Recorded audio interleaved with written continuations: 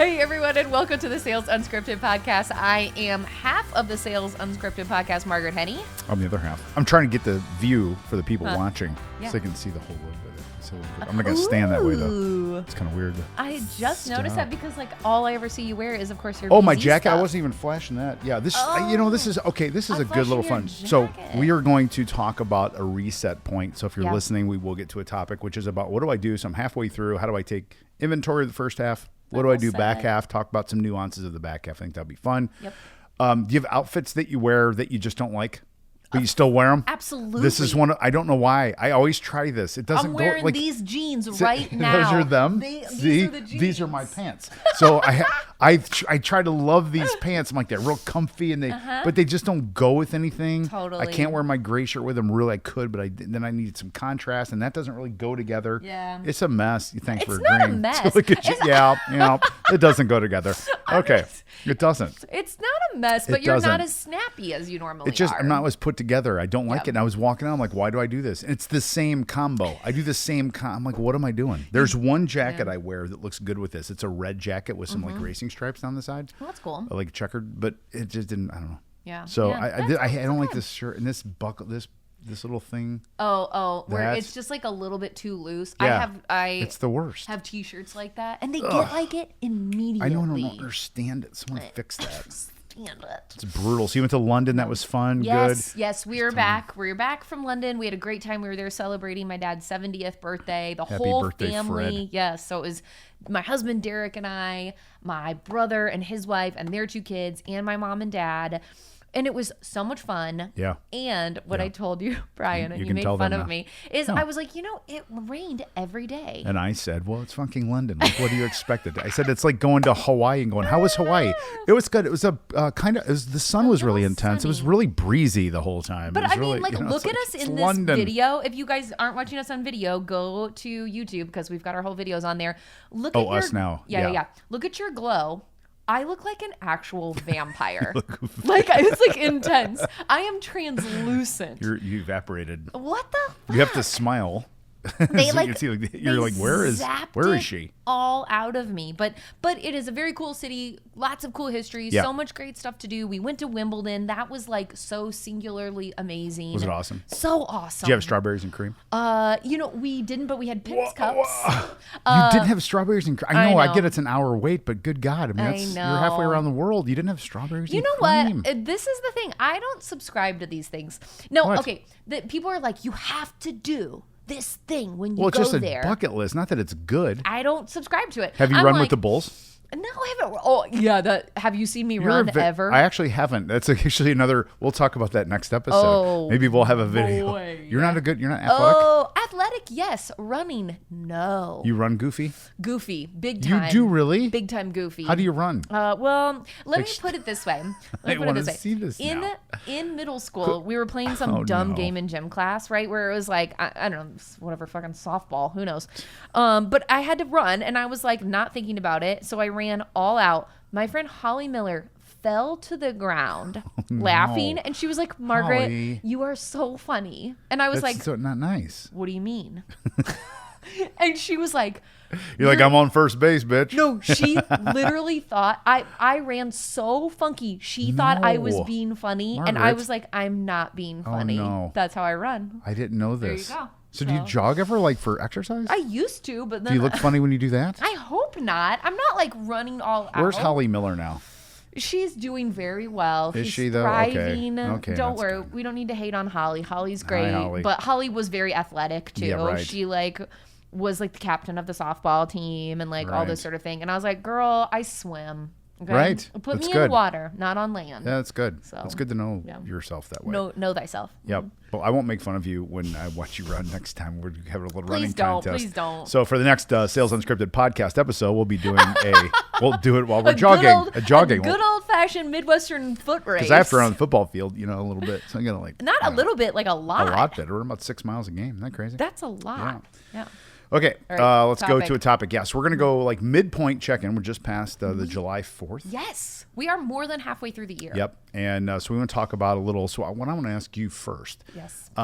If you're giving our listeners advice on looking backward, Oh. do you have any sort of like framework for looking backward on the year? Like, do you ever, if you're taking inventory, because some people just think about it, but I think some people do a little bit more, deep backward work. What do you do there? I don't know if I would necessarily say framework, but like this is probably not like a great answer that people are going to want to hear. Yeah. But like I think that you need to get specific and you need to look at numbers. Yes. Because otherwise you're just going to be like, it was good, it was bad, it went okay. And I love anecdotal stuff like that. I think that's certainly part of it. But like we need to actually because sometimes I forget what the hell happened in January or, and sometimes for good or for bad, right? So we have a little bit of recency bias where maybe June sucked and you're like, it's a bad year. Interesting. Bad year. And then you're like, well, wait a minute. You had like record breaking numbers, which actually we did at Co-Video. Yeah. June was tough for our team. So it makes us feel like we're antsy. We're like, over goal. Right. For the if you're looking at the quarters, right. We're doing well. Yes. But I think that recency bias for good and for bad can be a real problem. So look at your actual numbers. I love that. I was in a peer group and our coach leader, his name was Mike. He was fantastic. Did so much good for me in business. But one of the things I think he got this from a book. I think he did. He used to say, face the brutal facts. You have to face the brutal facts. Ooh-wee. You got to get on the scale and look at the number. Yes, you got to, right? You're totally. like, I'm feeling pretty good here. It's a little bit tight, but you can't do that. You got to look at the scale. You got to get on the scale and look at the number. God, if they thought that ain't the truth. Right? Yeah. And so you number one, I love what you're saying about the specifics, both outcomes. And I'll add to that too. I think you should look at the behaviors that cause the outcomes. Look at it, because I just had a session this morning with the VP of sales I'm working with, and we talk about this. Salespeople, love you all. You're notorious for this. When did you talk to him last? Just a couple weeks ago. I'm like, well, let's look. So today we're recording this on July 16th. Yep. We look at the actual fact of the last email exchange, and it was in May. Yeah, I'm right. like, bro, that was 2.5 months ago. That was not a couple weeks ago. But to the salesperson, I know they're not lying. Right. It feels that way, right? Totally. Like you said, the recency bias on both sides. So look at the brutal fact, face the brutal facts, look at the specifics like Margaret said, look at the outcomes, and look at the inputs. Yeah, Figure out what you did or didn't do that caused you to get what you got. And this is since we're talking about like midway level setting, because you can get into the groove, right? Which is good, but then you're forgetting some of the stuff that really helps you actually do your job very well. And what I mean by that is, let's take a look in our CRM. Yes. Where are your tasks? How many overdue tasks do you have? Clean those things up. Do you also have clear future dates, right? Like for all discipline. for all of your open opportunities, and those that have passed, do we need to close out those opportunities? You and your team do this though, like weekly or monthly? We do it once a month. At minimum. Okay. Yeah. Okay. And tell me what all goes on, because like you guys block time for this, so you all do it at the same time. We're getting into the groove. Oh. You said get into the groove. I was and I'm like, that I knew called you were for some distracted, Madonna, and I was like, didn't it? what is he doing? I'm not distracted. I'm with you. I'm getting into the groove. I love it. Come on, right? my This is our dancing. theme song for the back half of the year, right? Hey, You like Madonna? Hey, who doesn't? I mean, she's Madonna. She is Madonna. Okay, we'll say goodbye to Madonna. That was a fun little segue. That's why we're unscripted. Isn't that great? Okay. I love All right. Madonna. Okay, we're so, back.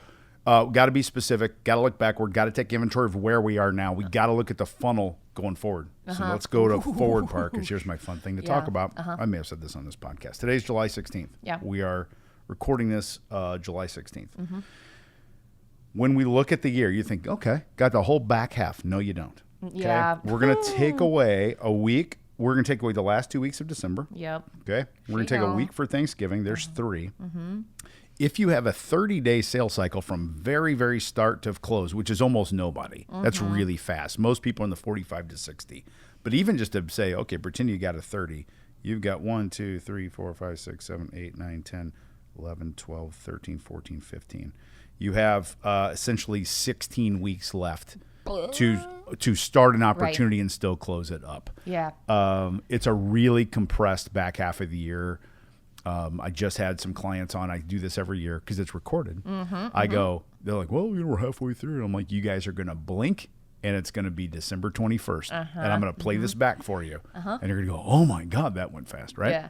Well, because then at that time you're doing, what is that date that you guys have? Yeah, Yeti year-end decision date. That's Exactly. what, Year-end. I'm following. I'm paying attention. Way to go. Year-end decision date. And so like that point, by the way, at that, you're not opening any new opportunities. We're just closing those. So right now it is fill the funnel time. Fill the funnel. Like, and so that's great. It doesn't need to be prospecting. It doesn't 100%. need our number one. To me, I think it's got to be. I think setting like core, we do them at BZ, we do them these prod pod forms where we'll do with 3 people. So Steph and I do 2 of these a week, 30 minutes each, themed around outbound prospecting, and we're touching every deal or every new deal. We're doing an ABM campaign as we speak. I was just at lunch, knocking out 16 emails, personalized. Yep. Heavy duty prospecting right now, and all we're doing is set the funnel up to finish the year, and we're doing it now in July. You cannot wait and try that stuff in August and September. Nope. You don't have time then. Yeah. And so I hope listening to this, you get a little uncomfortable, like scare, like holy shnikes, it's right here, because it is. Well, because also even not even thinking about the holiday stuff. Starting in Q4, you're going to start to get we're not making any decisions. Yeah. We're waiting until this, Totally. right? So, and whether that's true or not, they're going to start to give it to you. Yes. So you need to start filling the funnel now so you don't have to worry about that quite so much. Yeah, super duper active right now. And I think what happens, this is maybe another topic. I've heard other salespeople, podcasty trainer people talk about the summer slowdown. I knew you were right? going to say How this did you because I know was this? going to say the same thing. Why didn't you say it? No. I was like, keep going. No, you go. No. Finish our sentence. No, you. Remember we played that game? Yes, we. And play it again? Summer slowdown, that was great. Okay, go. No, you go. I'm just like... I'm just on the same page as you because I know people say that a lot. They do. And I actually think that if you fight against that, like, because you are tempted to be like, I'm keeping summer hours and this and that, you will get a leg up on your competition who's not doing this. And you can still keep summer hours. All it means is if you like, I don't work Fridays in the summer. That's fine. Then just do extra work on Wednesday and Thursday. Or I don't work on Fridays after 9. So just get up, go for a jog, and then from 8 to 9, bang out some emails to set your week up for next week, and then take off from 9 to the rest of the day. But you know what people tend to do? What? They're thinking summer hours, and they're like, well, if I'm doing this, then all of my customers are doing this, and they're not going to be answering. And I'm like, all I'm hearing is excuses, because it's like, what are you going to do about it? Totally. Then, right? Like, just throw our hands up and like pretend like we're French? Yeah. Like... What, don't they take like a really long August? They like don't work in August. It's like the whole Europe. I know. All of Europe does. I'm only saying this because I'm jealous. Like this is, I'm not calling them out. I like when people call the French though. The French. The French. Speaking of which, the Olympics are coming up. Oh, that's right. You're big. You like the Olympics? Who doesn't? Are you well, American? First of all, I'm the most American guy you'll ever meet in your life. Seems like you're not. No. Now, the Olympics are a global sport. I don't know if you knew that or not. Oh, my God. I'm the most American guy you're ever going to meet. I am so American. What's your problem with the Olympics? I don't and have then a we'll come problem back to with the it. topic. I just don't. It just doesn't. It's lost its luster. Mostly it's been diluted from the axis of like other stuff around. Back in the day, we had 3 TV stations. It's kind of a slow sports time because it was even like car racing wasn't a big deal. No NASCAR back then. It was like kind of, and so you had baseball. Olympics were like this big deal. Yeah. Oh, now it's sort huge. of, and now it's not amateur anymore. So it's all paid people. So I'm watching NBA guys who I love to death, and they make $50 million a year competing. Like, do they really have the skin? Like, they want to win. They do. It's different than it was, though, for me a bit. And now we have sports, which I love the uniqueness of this. We have breakdancing. I heard. Right? Okay, I am actually not into this. Okay, but so it's like a thing. So, so what I love is the obscure sports. The best thing about the Olympics, bar none, is watching Snoop and the best with like an equestrian. Oh my God! Where he was like, "What is it?" Like they're doing the dressage. The dressage.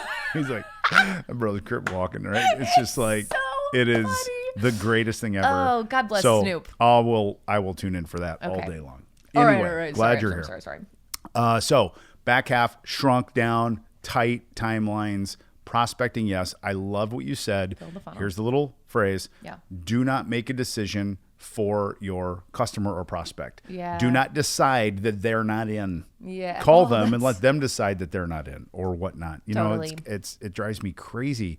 I just had a client, really good, guys trying to lean into stuff. And one of the guys like, that our guys just don't do that. They just won't. And I'm like, well, have you tried? Yeah. You know what I mean? Yeah. Like try 100 times and go 6 for 100. Yeah. And I'll surrender. I promise I will. Yeah. But they're not doing that. They're trying twice, going 0 for 2 and going, that's not Hands working for up. me. Yeah. Yeah.